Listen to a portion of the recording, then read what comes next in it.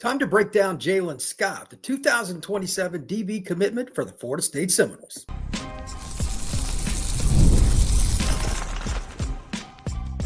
You are Locked On Seminoles, your daily podcast on the Florida State Seminoles. Part of the Locked On Podcast Network, your team every day. Welcome back into Locked On Seminoles. I am your host, Brian Smith, longtime college football recruiting analyst and writer. Thank you for making Locked On Seminoles your first listen each and every day. Today's show is about one player and one player only, somebody that committed over the weekend when I was at Battle Miami in South Florida. So I'm now just getting to this while I was on the road. And by the way, I barely escaped just getting back home with the crazy storm here in the South. Took me about an hour and a half, a little longer, just to take the final 45 minutes of my drive back home in Alabama. It was crazy. So I hope everybody out there is safe. I know North Florida, Tallahassee, and everywhere has gotten hit. The player in question is Jaylen Scott, DB out of South Alabama. He's from Mobile, plays at Williamson. And to be honest with you, I have gone back and forth multiple times trying to figure out what this young man is going to play at Florida State, but it's for all the right reasons. Athleticism, twitchiness, timeliness, the ability to be competitive, very physical. You could use him in a numerous number of ways. I don't know if we're going to be able to define that even through his next season, which will be his junior year, but that's okay. Just note that all the skills that you're looking for to play either receiver or DB, he can play wide receiver too, not a problem. The only thing he really needs to do is just get bigger, faster, stronger, and he's got 2 years of high school left. So Scott, from a physical standpoint, no problems at all. Now, watching him and trying to break it down into 2 or 3 things that I like best about him: physicality, position flexibility, because of all the athleticism in general. Those 2 things kind of stand out. And then eventually you're talking about a guy that I think once he hones in on one specific skill, and whether he ends up being a nickel, a boundary corner, whatever it may be, free safety, he'll be fine.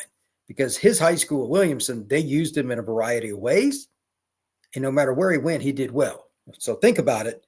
If you have a young man like that, and he's like 5'11", 160 pounds right now, maybe 6 foot, something like that. But once he's just concentrating on one spot, he's going to be better at it. Right now, he's asked to do a lot.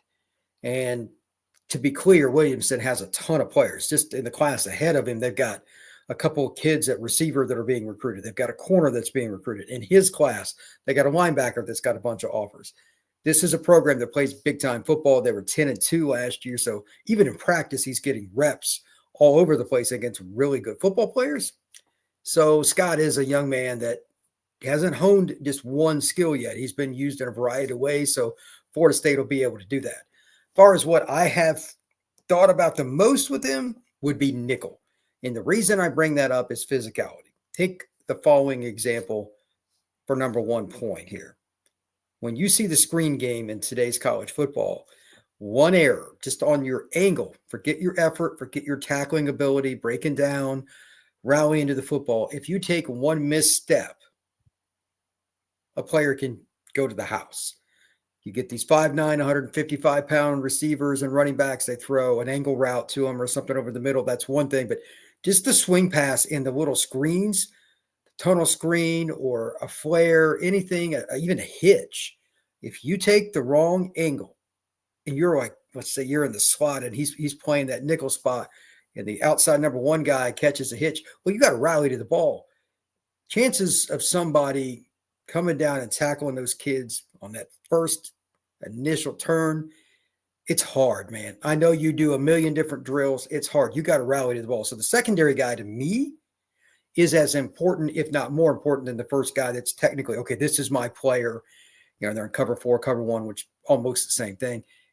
No matter what it is, you have to tackle well. I think putting him at nickel, because Scott is such a physical kid and he breaks down and gets into the ball carry and runs through the offensive player, makes me think nickel, because that also means he's probably going to be pretty good at blitzing, helping out in run support.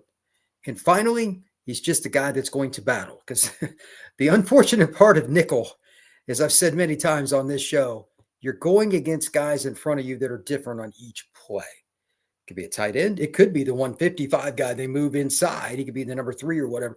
He could be the inside guy. And then you're going to get somebody just as twitchy as you, but he knows the route and you don't. So every play it's a mental game. Watching Scott throughout his highlights, and I went through it twice. I just enjoyed watching his film, just generically, not because I cover Florida State, but like his film is fun to watch. Go watch his huddle film. It is legit.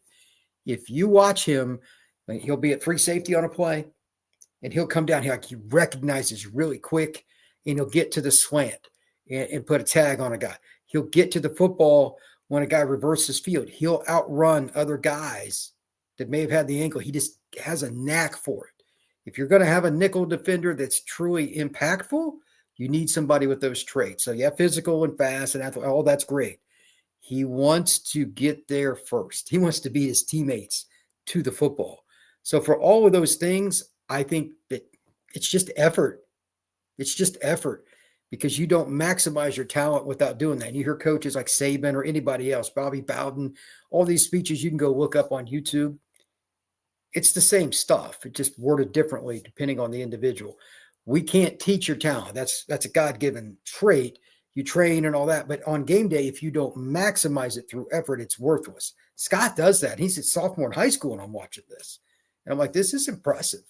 He's a little bit more mature than most kids his age in terms of how he plays the game when he appears, for lack of a better phrase, to be out of the play. He'll get involved, get a fumble recovery, create the tackle, help rally to the ball and bring a guy down quicker than he would have been. All the little things are what Jaylen Scott does well. So I for those of you watching this on YouTube, what does he do best? It's just rally to the ball, brother. He gets to the football. Can't put a price tag on it. That is very, very important. If he does not play nickel, I would prefer, just because, again, of his mentality and how he looks at things, as Jaylen progresses as a football player, that he's a guy that looks at it long term. The safety position now in college football is not a lot of fun either because you're lining guys up. How can I get better long term? If he has that mentality now, I'd assume it's only going to get a little bit better with time and eventually be really good 2-3 years from now. Is he the guy that could be your free safety or strong safety, depending on the defense and how you want to set it up? Florida State's D under Coach White is going to be different. They're going to use 3 different guys. The nickel will be in the middle of the field, come up and back, playing mind games. I could see him doing that too. If it's a team that's just got 2 receivers out or they're in a 12 personnel and you want him to be in the box part of the time, put him in the middle of the field. I could see that as well. He's not afraid to tackle. He's not afraid to get after you in that regard. Very, very important. Finally, with him, I think other guys are just going to enjoy playing with him. Scott does not go out there and take things mildly. It's infectious. He will be good for the Florida State locker room, which Wardle knows Florida State needs more of after this past season. And to get him this early in the process with what they're selling, Coach Coop, Coach Tan in the back end, they'll figure that out again. I'm just speculating on where he's going to play. He could end up a quarter. I don't know. He's got 2 years of high school left. So it's hard to say, but it will be good. Florida State picked up a very good football player. And again, if you have not already, go watch his huddle film. Jaylen Scott out of Williamson High School in Mobile, Alabama is a really, really good commitment. That's also an area that you want to recruit. Mobile per capita is about as good as any city in America for producing kids that go to this thing they call the National Football League. It's incredible, and that's one of the best programs in the state, and it's only about 3.5 hours away from Tallahassee. They should recruit Mobile. Scott's a great example of that. They need to make that a bigger priority moving forward, and Florida State gets a kickoff to their 27 class. It's really, really good. Thank you once again for making Locked On Seminoles your first listen each and every day. I truly appreciate you stopping in to talk Seminoles with me. If you get a chance, please hit that like button, that notification bell, and subscribe to this podcast and share it. I'd love to get in front of more Noles fans. Thank you very much. Y'all have a great day.